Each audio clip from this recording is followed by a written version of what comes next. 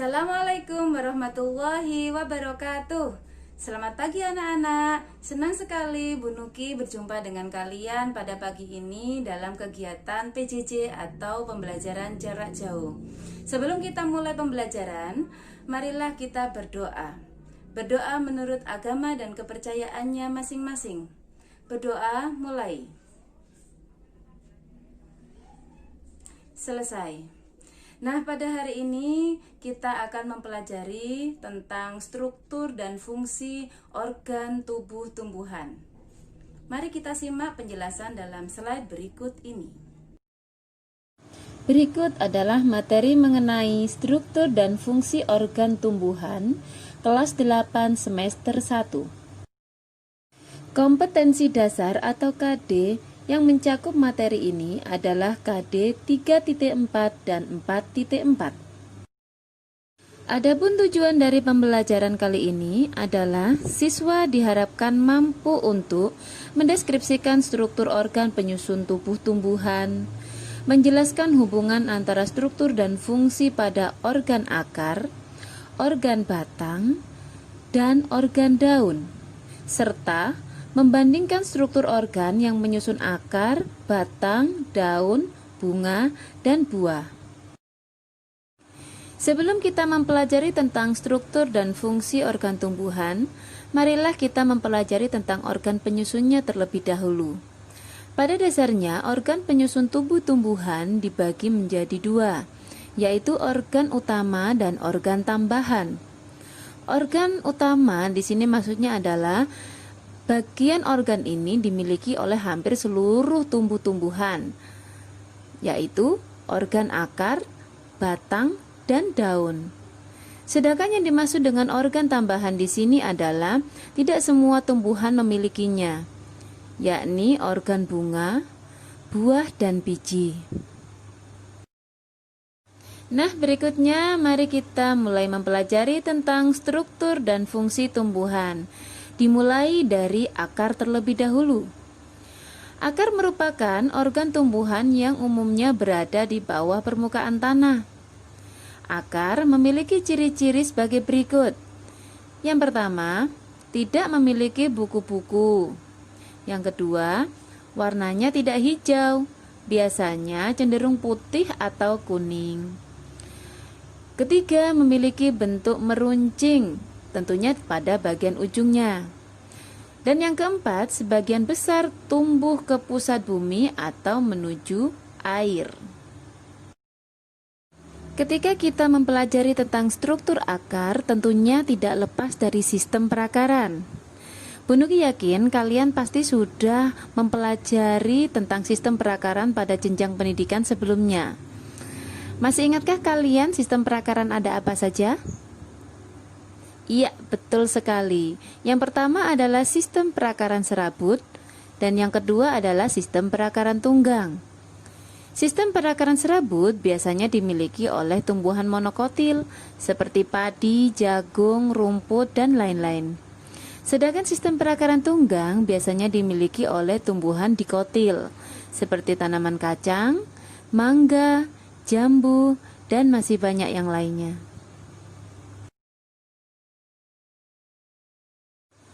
Berikut ini adalah gambar sistem perakaran. Ada sistem perakaran serabut pada gambar bagian kiri dan sistem perakaran tunggang pada bagian kanan. Coba kalian amati. Letak perbedaannya ada di bagian mana ya? Jawabannya ada di slide berikut ini. Lihatlah gambar sistem perakaran serabut di bagian kiri. Di situ saya beri tanda anak panah berwarna jingga, ada 3 buah di situ. Maksudnya adalah bahwa cabang akar muncul dari pangkal batang, langsung bercabang dengan ukuran yang hampir sama besarnya. Tidak ada akar yang berbeda ukurannya di situ.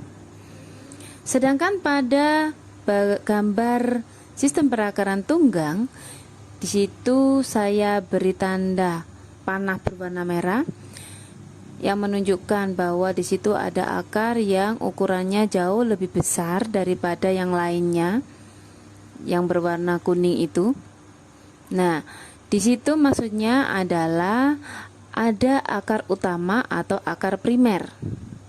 Dari akar primer barulah muncul cabang-cabang akar atau serabut-serabut akar. Nah, sekarang kalian bisa membedakan kan bagaimana sistem perakaran serabut dan tunggang. Perbedaannya di mana? Iya, betul. Jadi, ada tidaknya akar primer atau akar utama.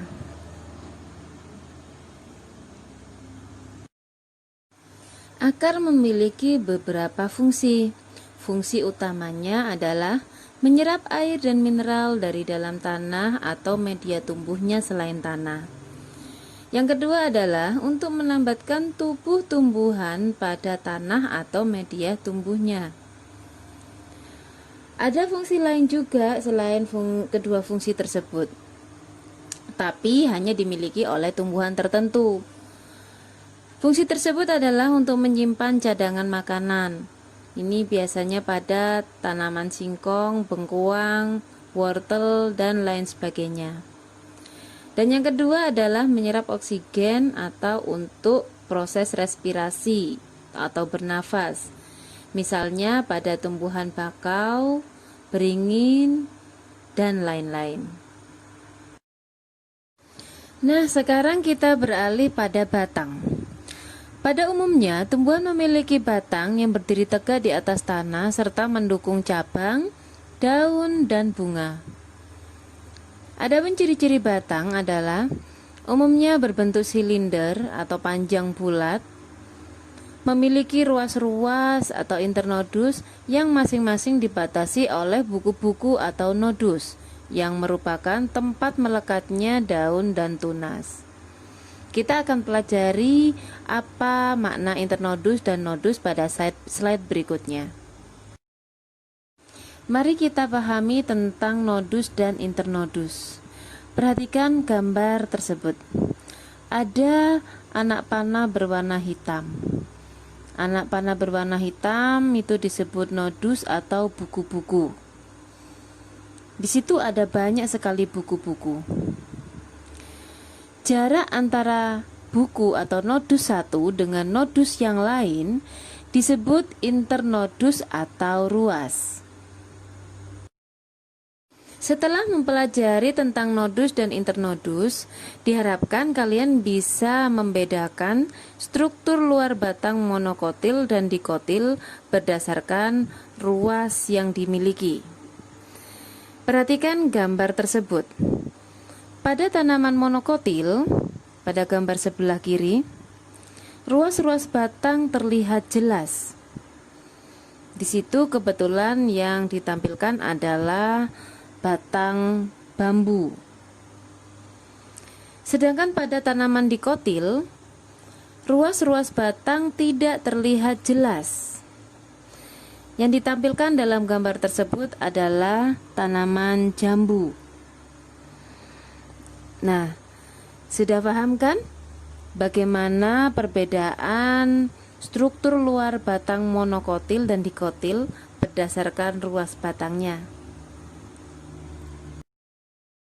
Sama halnya dengan akar, batang juga memiliki beberapa fungsi. Fungsi utamanya adalah menyokong bagian tubuh tumbuhan yang berada di atas tanah. Kemudian, dia juga berfungsi sebagai jalan pengangkutan, yaitu yang berkaitan dengan fungsi xilem dan floem. Fungsi xilem di sini adalah pengangkutan air dan mineral dari akar menuju daun, sedangkan fungsi floem adalah pengangkutan makanan dari daun ke seluruh tubuh tumbuhan. Sedangkan fungsi lainnya yang biasanya hanya dimiliki oleh tumbuhan tertentu, yakni sebagai tempat penyimpan cadangan makanan. Contohnya pada tanaman tebu, kentang, dan tumbuhan rimpang. Pada gambar ini, kalian bisa melihat bahwa ada beberapa tanaman yang menyimpan cadangan makanannya di batang. Gambar A di situ adalah gambar tanaman tebu. Sedangkan yang B adalah umbi kentang. Dan yang C adalah rimpang kunyit. Berikutnya kita beralih pada daun.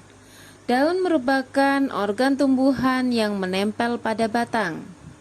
Daun memiliki ciri-ciri berbentuk tipis lebar, banyak mengandung zat warna fotosintetik, umumnya hijau yang disebut klorofil. Tapi tidak menutup kemungkinan bahwa warna fotosintetik itu ada yang berwarna selain hijau. Sekarang mari kita pelajari perbedaan struktur luar daun monokotil dan dikotil berdasarkan pertulangan daunnya. Pada tumbuhan monokotil, memiliki pertulangan daun melengkung dan sejajar. Bisa dilihat dari gambar sebelah kiri. Pertulangan melengkung ditunjukkan pada daun gambar bagian atas yang saya beri warna panah jingga. Sedangkan tanaman yang memiliki pertulangan daun sejajar berada di bawahnya yang saya beri panah warna hijau. Sedangkan pada tanaman dikotil memiliki pertulangan daun menyirip dan menjari. Pertulangan daun menyirip bisa dilihat pada gambar bagian atas yang saya beri panah warna pink. Pertulangan menyirip layaknya seperti tulang ikan. Sedangkan yang menjari berada di bawahnya. Saya beri tanda panah warna kuning. Biasanya pada tanaman singkong, pepaya, daun jarak, dan sebagainya. Perlu kalian ketahui bahwa pertulangan daun menjari tidak harus selalu bentuk daunnya seperti jari. Untuk lebih memahami, mari kita lihat gambar berikut. Pada gambar bagian kanan, di situ memang saya tampilkan daun singkong yang kebetulan helaian daunnya berbentuk seperti jari dan pertulangannya menjari. Di situ ada panah berwarna kuning yang menunjukkan di situ adalah pangkal daunnya.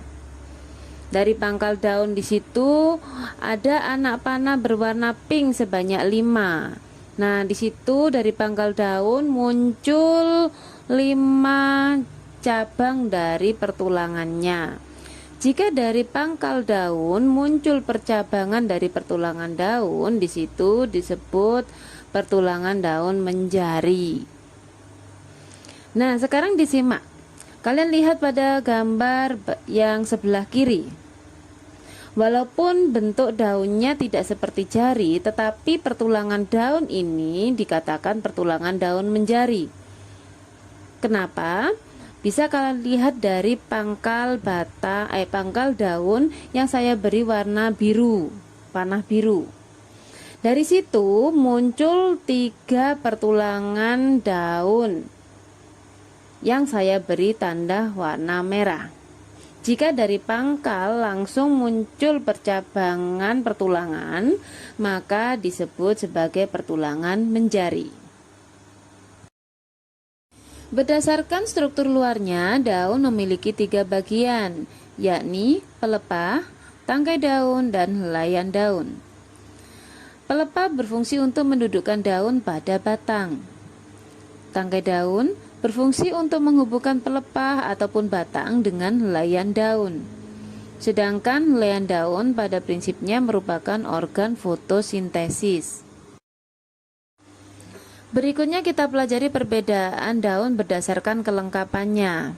Ada 2 macam, yaitu daun lengkap dan daun tidak lengkap. Yang dimaksud dengan daun lengkap adalah jika sebuah daun memiliki 3 bagian, yaitu pelepah, tangkai daun, dan helaian daun. Sebuah daun dikatakan sebagai daun tidak lengkap jika dia tidak memiliki ketiga bagian tersebut. Bisa jadi dia hanya memiliki 2 atau 1 bagian saja. Bisa hanya pelepah dan helaian daun saja. Ada juga daun yang hanya terdiri dari tangkai daun dan helaian daun saja. Bahkan ada daun yang hanya terdiri dari helaian daun saja atau bahkan tangkai daun saja. Adapun fungsi daun adalah sebagai organ pernafasan atau respirasi, tempat melakukan fotosintesis, sebagai tempat terjadinya penguapan air atau transpirasi, dan juga sebagai alat untuk perkembangbiakan tumbuhan, khususnya pada tumbuhan yang melakukan reproduksi secara vegetatif. Berikutnya adalah bunga. Bunga merupakan organ reproduksi generatif pada tumbuhan. Ciri-cirinya memiliki warna yang menarik dan berfungsi untuk menarik serangga atau hewan lain yang dapat membantu proses penyerbukan. Bunga tersusun atas dua bagian utama, yaitu perhiasan bunga dan alat reproduksi bunga. Perhiasan bunga terdiri dari tangkai atau rachis, kelopak atau calyx, dan mahkota atau corolla.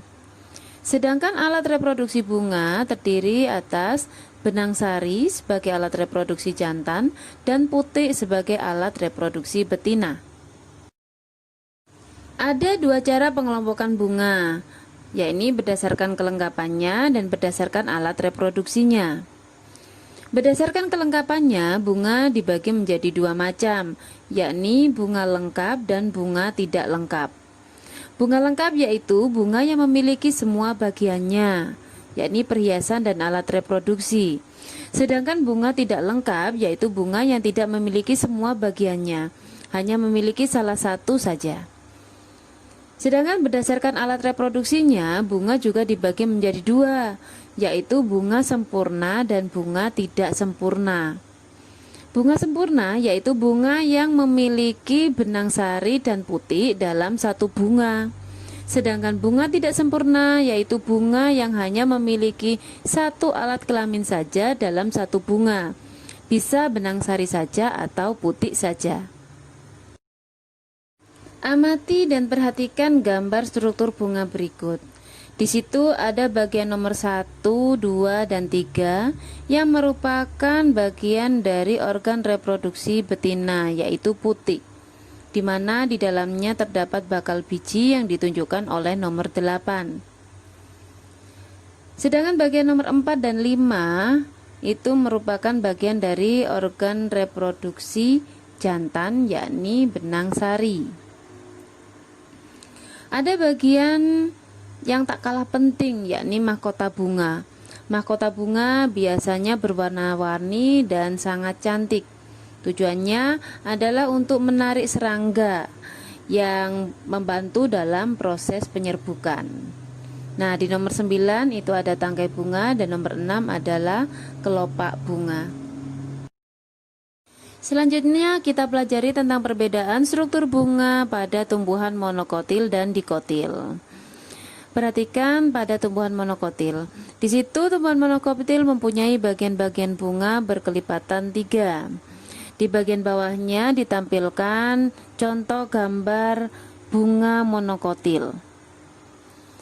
Sedangkan di bagian kanan itu adalah bunga dikotil. Bunga dikotil mempunyai bagian-bagian bunga berkelipatan 4 atau 5. Di situ disertakan 3 contoh gambar dari bunga dikotil. Bunga berfungsi sebagai alat untuk perkembangbiakan generatif. Selain itu juga berfungsi menarik burung, serangga maupun lebah agar hinggap dan melakukan penyerbukan. Sebagai wadah atau tempat menyatunya gamet jantan dan betina, dan berfungsi untuk menghasilkan buah dan biji. Berikut ini kita pelajari tentang buah dan biji. Buah dan biji merupakan perkembangan dari bagian-bagian bunga yang telah mengalami proses pembuahan. Bakal buah atau varium yang terdapat pada bagian putih akan berkembang menjadi buah. Di dalam bakal buah terdapat satu atau lebih bakal biji atau ovul yang nantinya akan berkembang menjadi biji. Perhatikan gambar struktur buah berikut. Buah merupakan perkembangan dari bakal buah yang terdapat pada putik. Lihatlah gambar di bagian kanan. Di situ ada bakal buah atau ovarium yang di dalamnya terdapat bakal biji atau ovul. Bakal buah akan berkembang menjadi buah atau daging buah, sedangkan bakal biji akan berkembang menjadi biji. Nah, sekarang beralih ke gambar sebelah kiri. Biji terletak pada bagian yang paling dalam. Bagian luarnya yang terdiri dari lapisan yang tebal disebut daging buah. Sedangkan paling luar sendiri adalah kulit buah. Perhatikan gambar struktur biji berikut. Di situ ada gambar biji dikotil dan monokotil. Tentunya kalian sudah mengetahui apa perbedaannya. Ya, tentu saja terletak pada keping biji atau kotiledonnya. Jika kotiledonnya atau keping bijinya ada 2, maka disebut sebagai dikotil. Sedangkan jika keping bijinya hanya ada 1, maka disebut biji monokotil. Yang terakhir kita pelajari adalah fungsi buah dan biji. Buah berfungsi sebagai tempat penyimpan cadangan makanan dan juga untuk membungkus dan melindungi biji. Sedangkan biji berfungsi sebagai alat perkembangbiakan utama, yaitu secara generatif, sebagai pembentuk individu baru serta sebagai sumber makanan. Sampai di sini dulu pembelajaran kita kali ini.